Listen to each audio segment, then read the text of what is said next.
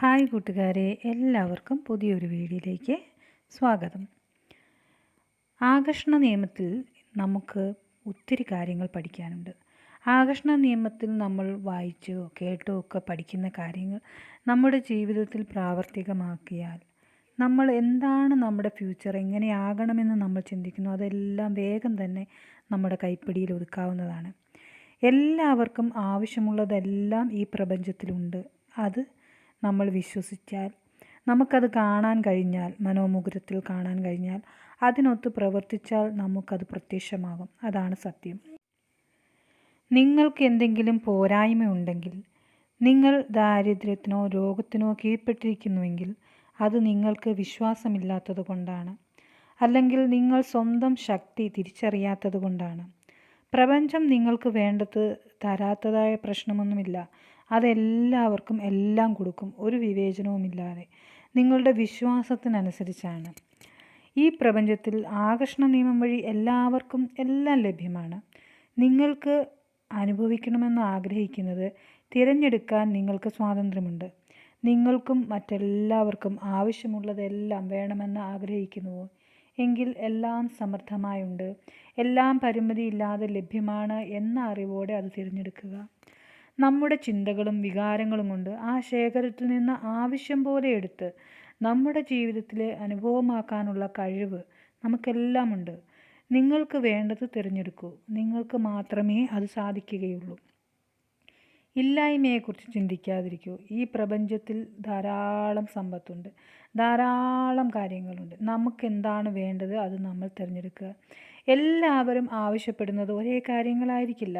നമ്മൾക്ക് ലഭിച്ചതുകൊണ്ട് മറ്റൊരാൾക്ക് കുറഞ്ഞു പോകും എന്നൊരു ചിന്ത നമ്മൾ ആദ്യമേ തന്നെ ഒഴിവാക്കണം. ഒരേ കാര്യങ്ങളല്ല എല്ലാവർക്കും ആവശ്യമുള്ളത്. നമ്മളെല്ലാവരും ആഗ്രഹിക്കുന്നത് ബെൻസ് കാർ ആയിരിക്കില്ല. നമ്മളെല്ലാവരും ആഗ്രഹിക്കുന്നത് ഒരേ വ്യക്തിയെ ആയിരിക്കില്ല. നമ്മളെല്ലാവരും ആഗ്രഹിക്കുന്നത് ഒരേ അനുഭവമായിരിക്കില്ല. നമ്മളെല്ലാം ആഗ്രഹിക്കുന്നത് ഒരേ തരം വസ്ത്രങ്ങളായിരിക്കില്ല. എല്ലാവർക്കും ആഗ്രഹമുണ്ടെങ്കിലും അതിൽ വ്യത്യാസങ്ങളുണ്ട്. അപ്പോൾ ഒരാൾക്ക് ലഭിച്ചു കഴിഞ്ഞാൽ എനിക്കില്ലാതാകുമോ എന്ന ചിന്ത നമ്മൾ പാടെ ഉപേക്ഷിക്കേണ്ടതുണ്ട്. നിങ്ങൾക്ക് വേണ്ടതെല്ലാം ആനന്ദം, സ്നേഹം, സമൃദ്ധി, ഐശ്വര്യം, നിർവൃതി എല്ലാം നിങ്ങൾക്കായി കാത്തിരിക്കുന്നു.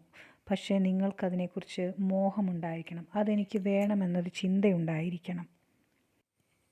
മനഃപൂർവ്വമായി നിങ്ങൾ അതിനുവേണ്ടി ആഗ്രഹിക്കണം. ബോധപൂർവം നിങ്ങൾ അതിനുവേണ്ടി കൊതിക്കുമ്പോൾ പ്രപഞ്ചം നിങ്ങൾ ആവശ്യപ്പെടുന്നതെല്ലാം എത്തിച്ചു തരും. നിങ്ങൾക്ക് ചുറ്റുമുള്ള മനോഹരവും വിസ്മയാവഹവുമായ കാര്യങ്ങളെ മനസ്സിലാക്കുക, അവയെ ആശീർവദിക്കുക, പ്രകീർത്തിക്കുക. മറുവശത്ത് നിങ്ങൾ ആഗ്രഹിച്ച പോലെ നടക്കാത്ത കാര്യങ്ങളുണ്ടാവാം. അവയെക്കുറിച്ച് ദോഷം പറഞ്ഞും പരാതിപ്പെട്ടും ഊർജം പാഴാക്കരുത്. നിങ്ങൾക്ക് വേണ്ടതിനെല്ലാം ആശ്ലേഷിക്കുക. അപ്പോൾ നിങ്ങൾക്കവ കൂടുതലായി ലഭിക്കും. നിങ്ങൾക്ക് ലഭിക്കാതെ പോയതിനെപ്പറ്റി കുറ്റം പറഞ്ഞ് അല്ലെങ്കിൽ അതിൻ്റെ പരിമിതികളെക്കുറിച്ചൊക്കെ സംസാരിച്ചിരിക്കുമ്പോൾ ആ ലഭിക്കാതെ പോയ, ആ നടക്കാതെ പോയ കാര്യങ്ങൾ എങ്ങനെ നടക്കാതെ പോയി അതുപോലെ തന്നെയാണ് ഇനിയുള്ള കാര്യങ്ങളും നിങ്ങൾക്ക് സംഭവിക്കാൻ പോകുന്നത്. എന്നാൽ നിങ്ങൾ മനസ്സിൽ അതെന്തുകൊണ്ട് നടന്നില്ല, അതങ്ങനെ ആയിപ്പോയില്ല എന്ന ദുഃഖത്തിലാണ് ജീവിക്കുന്നത്. എന്നാൽ നിങ്ങൾക്ക് എന്താണ് ആവശ്യം എന്നതിനെപ്പറ്റി പോസിറ്റീവായി ചിന്തിച്ച് അതിനുവേണ്ടി നിങ്ങൾ വിശ്വസിച്ച് ജീവിച്ച് പ്രവർത്തിക്കുമ്പോൾ അതെല്ലാം വേഗം തന്നെ നിങ്ങളുടെ പക്കലേക്ക് എത്തിച്ചേരും. ആശീർവദിക്കുക, പ്രകീർത്തിക്കുക, എപ്പോഴും സന്തോഷമായിരിക്കുക. ഈ 3 കാര്യങ്ങളാണ് നമ്മളെപ്പോഴും ചെയ്യേണ്ടത്. നമ്മുടെ ജീവിതത്തിലെ എല്ലാത്തിനെയും ആശീർവദിക്കുക, പ്രകീർത്തിക്കുക. ആശീർവദിക്കുകയും പ്രകീർത്തിക്കുകയും ചെയ്യുമ്പോൾ സ്നേഹത്തിൻ്റെ ഏറ്റവും ഉന്നതമായ തരംഗദൈർഘ്യത്തിൽ നമ്മളെത്തുന്നു. യഹൂദ വംശജർക്കിടയിൽ ആരോഗ്യവും സമ്പത്തും സന്തോഷവും കൈവരിക്കാനായി ആശീർവാദം നൽകുന്ന സമ്പ്രദായം നിലനിന്നിരുന്നതായി ബൈബിളിൽ പറയുന്നുണ്ട്. ആശീർവാദത്തിൻ്റെ ശക്തി അവർ മനസ്സിലാക്കിയിരുന്നു. പലരും ആരെയെങ്കിലും ആശീർവദിക്കുന്നത് അവർ തുമ്മുമ്പോൾ മാത്രമാണ്. അവരെല്ലാം ലോകത്തിലെ ഏറ്റവും മഹത്തായ ഒരു ശക്തിയെ ഫലപ്രദമായി പ്രയോഗിക്കാതെ നഷ്ടപ്പെടുത്തുകയാണ് ചെയ്യുന്നത്. ഇന്നത്തെ കാലത്ത് നമുക്ക് കാണാം, മുസ്ലിങ്ങളായിട്ടുള്ള എല്ലാ വ്യക്തികളും അറിയാവുന്ന വ്യക്തിയെയാണോ അറിയാത്ത വ്യക്തിയെയാണോ ആദ്യമായി കാണുമ്പോൾ അവർ പരസ്പരം ആശീർവദിക്കാറുണ്ട്. നിങ്ങൾ ശ്രദ്ധിച്ചിട്ടില്ലേ? അതനുസരിച്ച് അവരുടെ ബിസിനസ്സിലും ജീവിതത്തിലും ഉയർച്ചയും ഉണ്ടാവാറുണ്ട്. നിങ്ങൾ അത്ഭുതപ്പെട്ടിട്ടില്ലേ? ഒത്തിരി വിദ്യാഭ്യാസമില്ല, എന്നാൽ ശരിക്കും സംസാരിക്കാൻ അറിയത്തില്ല, എങ്കിലും നല്ല പോലെ നല്ല സെറ്റപ്പിൽ നല്ല പണത്തിലും ഐശ്വര്യത്തിലും നല്ല രീതിയിൽ ജീവിക്കുന്ന എത്രയോ മുസ്ലിംസിലായിട്ടുള്ള വ്യക്തികളെ നമ്മൾ കണ്ടിട്ടുണ്ട്. നമ്മൾ വിചാരിക്കും ഇതെല്ലാം ചെറിയ കാര്യമാണ്. അല്ല, അവർ ചെറുപ്പത്തിലേ അങ്ങനെ മറ്റുള്ളവരെ കാണുമ്പോൾ ആശീർവദിക്കാനും പ്രകീർത്തിക്കാനും പഠിപ്പിച്ചിട്ടുണ്ട്. ആ ഒരു ശീലം അവർ കുഞ്ഞായിരിക്കുമ്പോൾ തന്നെ ഉള്ളത് അവർ വലുതാകുമ്പോഴും തുടർന്നു കൊണ്ടുപോകുന്നു. ആ ആശീർവാദവും പ്രകീർത്തിക്കലും അവരുടെ ജീവിതം മാറ്റിയിട്ടുണ്ട്. നമ്മൾ അത് കേൾക്കുമ്പോൾ നമുക്ക് തമാശയായി തോന്നാം, മീൻസ് അന്യമതസ്ഥർക്ക്. പക്ഷേ അതിൽ ഒരു സത്യമുണ്ട്. മറ്റുള്ളവരെ ആശീർവദിക്കുകയും പ്രകീർത്തിക്കുകയും ചെയ്യുന്നതിലൂടെ നമുക്ക് തന്നെയാണ് നല്ലത് വരുന്നത്, നമ്മുടെ ജീവിതമാണ് നന്നാവുന്നത് എന്നുള്ളൊരു തിരിച്ചറിവ് നമുക്ക് വരുമ്പോൾ നമ്മളും ആശീർവദിക്കാൻ തുടങ്ങും. ആശീർവാദത്തിൻ്റെ ശക്തിയെ നിങ്ങളുടെ ജീവിതത്തിലേക്ക് ആവാഹിച്ച് എന്തിനേയും ഏതിനേയും ആശീർവദിക്കുക. അതുപോലെ തന്നെയാണ് പ്രകീർത്തിക്കലിൻ്റെ കാര്യവും.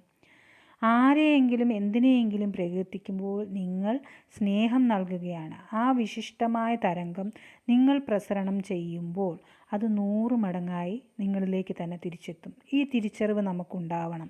ഇന്ന് മുതൽ നമ്മൾ ആരെയെങ്കിലും കാണുമ്പോൾ നമ്മൾ സാധാരണ ഗുഡ് മോർണിംഗ്, ഗുഡ് ആഫ്റ്റർനൂൺ എന്നൊക്കെ പറയാറുണ്ട്. അത് ഫോറിൻ കൾച്ചർ നമ്മൾ കോപ്പി അടിച്ചിരിക്കുന്നതാണ്. അത് ആത്മാർത്ഥമായിട്ട് നല്ല ദിവസം നിങ്ങൾക്ക് ആശംസിക്കുന്നു എന്ന് പറയുകയും തിരിച്ച് അവരെ കണ്ട് തീർന്ന് നമ്മൾ മടങ്ങുമ്പോൾ അവരെ നന്നായി വരട്ടെ എന്നൊന്ന് ആശീർവദിക്കുക. നിങ്ങൾക്ക് നേരെ പറയാൻ പറ്റിയില്ലെങ്കിലും മനസ്സിലെങ്കിലും ആശീർവാദം നൽകുന്ന രീതിയിൽ നമ്മളെ ഒന്ന് മോൾഡ് ചെയ്തെടുക്കുക. ഓട്ടോമാറ്റിക്കലി നമ്മുടെ ലൈഫ് ചേഞ്ച് ആവും. നമുക്ക് തന്നെ തോന്നി തുടങ്ങും അങ്ങനെ ചെയ്യുന്നതിലൂടെ നമുക്കും എന്തൊക്കെയോ നല്ല കാര്യങ്ങൾ സംഭവിക്കുന്നു എന്ന്.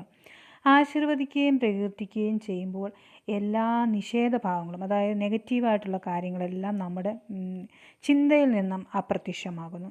നിങ്ങളുടെ ശത്രുക്കളെ ആശീർവദിക്കുകയും പ്രകീർത്തിക്കുകയും ചെയ്യുക. അവരുടെ നേരെ പോയിട്ട് ആശീർവദിക്കുകയും പ്രകീർത്തിക്കുകയും ചെയ്തില്ലെങ്കിലും മനസ്സിലെങ്കിലും അവർ നന്നായി വരട്ടെ, അവരെന്നോട് ചെയ്തതൊക്കെ ഞാൻ ക്ഷമിച്ചിരിക്കുന്നു, ഇനി അതിനെക്കുറിച്ച് ഞാൻ ചിന്തിക്കുന്നില്ല എന്നുള്ള ചിന്തകളിലൂടെയെങ്കിലും ആശീർവാദം നൽകുക.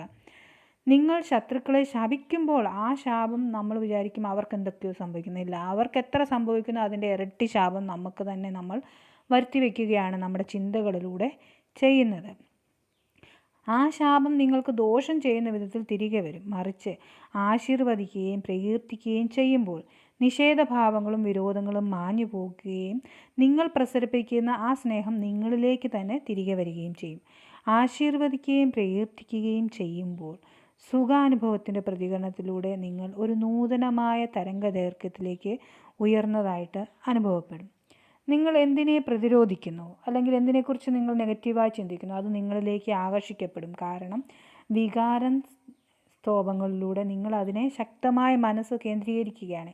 എന്തെങ്കിലും മാറ്റം വരുത്തണമെങ്കിൽ ഉള്ളിൽ നിന്ന് ചിന്തകളും വികാരങ്ങളും വഴി പുതിയ സിഗ്നലുകൾ പ്രസരിപ്പിക്കണം. എങ്കിൽ മാത്രമേ നമ്മുടെ ജീവിതത്തിൽ നല്ല കാര്യങ്ങൾ സംഭവിക്കുകയുള്ളൂ.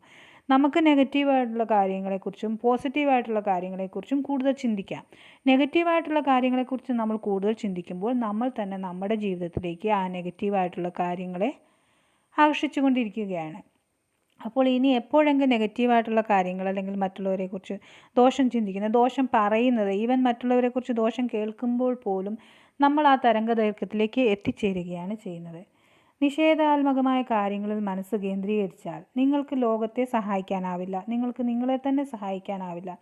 ഈ ലോകത്ത് നടക്കുന്ന അനിഷ്ട സംഭവങ്ങളിൽ മനസ്സ് കേന്ദ്രീകരിച്ചാൽ നിങ്ങൾക്ക് അവയെ വർദ്ധിപ്പിക്കാം എന്ന് മാത്രമല്ല നിങ്ങളിലേക്ക് അത്തരം സംഭവങ്ങളെ കൂടുതലായി ആകർഷിച്ച് നിങ്ങൾ തന്നെ കൊണ്ടുവരികയാണ് ചെയ്യുന്നത്.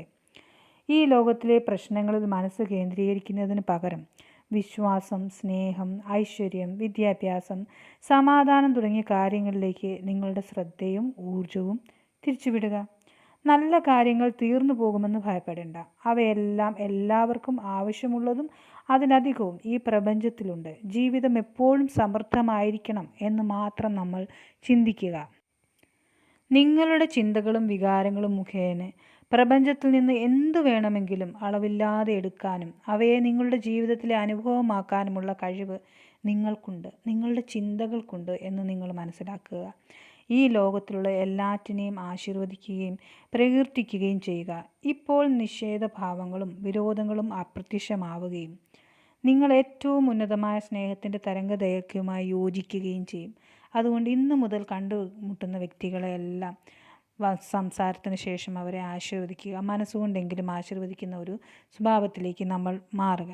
ആ അനുഗ്രഹങ്ങളെല്ലാം നമ്മുടെ ജീവിതത്തിൽ വേഗം തന്നെ നല്ല നല്ല കാര്യങ്ങളായി സംഭവിക്കും.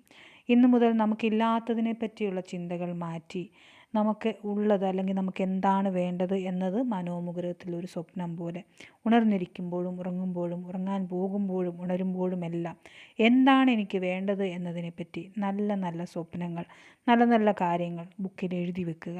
അത് ദിവസവും വായിക്കുക. മനസ്സിന് സന്തോഷം തരുന്ന കാര്യങ്ങൾ ചെയ്യുക. എപ്പോഴും ഹാപ്പി ആയിരിക്കുക, എപ്പോഴും നന്ദിയുള്ളവരായിരിക്കുക. നമ്മുടെ ജീവിതത്തിൽ ഇപ്പോഴുള്ള എല്ലാത്തിനെയും ഓർത്ത് എപ്പോഴും നന്ദി പറഞ്ഞുകൊണ്ടേയിരിക്കുക. ഈ ഒരു സ്വഭാവം നമ്മുടെ ജീവിതത്തിൽ പ്രാവർത്തികമാകുമ്പോൾ നമ്മൾ എന്താണ് ആഗ്രഹിക്കുന്നത് അതിനേക്കാൾ 10 മടങ്ങായി എല്ലാം തന്നെ നമ്മുടെ ജീവിതത്തിലേക്ക് വന്നു ചേരും.